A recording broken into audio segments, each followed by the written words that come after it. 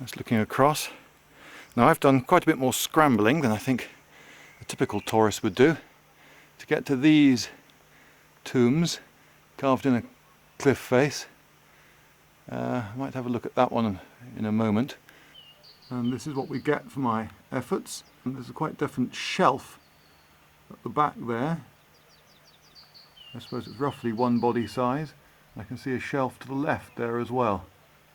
A detail I'd like to point out with this rock tomb is that the roof of it is clearly carved in imitation of a wooden building. Can you see those?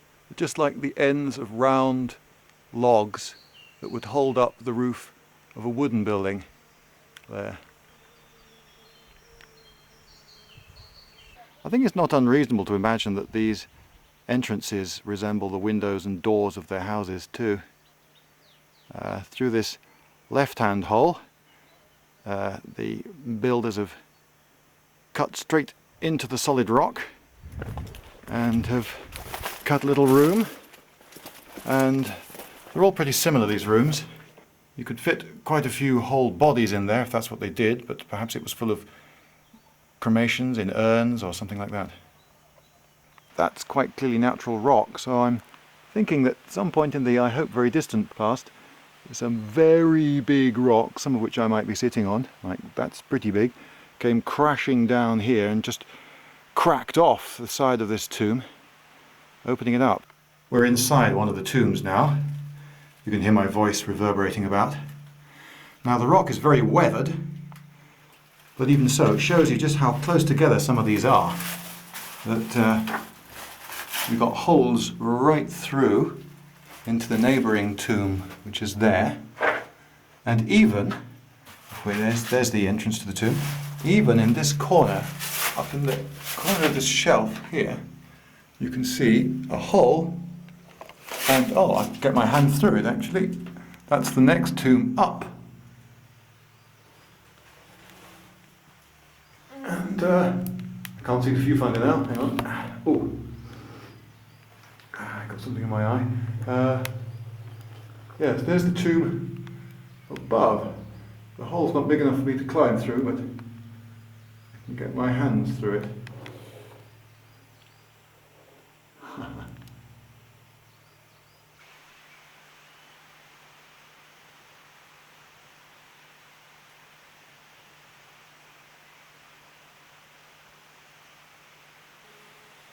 I found it.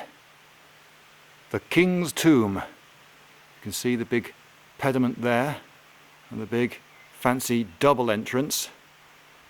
Clearly this is a lot grander than the others, which is why they call it the King's Tomb. And you'll see that though they're very worn, there are surviving friezes of figures. And on the pediment too, you can just about make out a figure there, seated, and a child. And further along,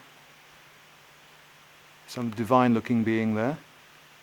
Coming inside the King's Tomb, there's the outer entrance, there's the inner entrance, and I can walk into this one. It's over head height, and wow, that really reverberates. And here's the single shelf at the back, about the size of a bed. Looks like one man could be laid out there pretty grandly. I didn't notice them at first, but you can see on the inside, in the sort of side walls of the porch, you can see battlements, lofty towers and gates and walls, and some more battlements going up the side of a hill there, some towers, and here's a nice little detail, set of stairs running up to a door. It's quite definite that these crenellations are rounded rather than squared, sarcophagus shape.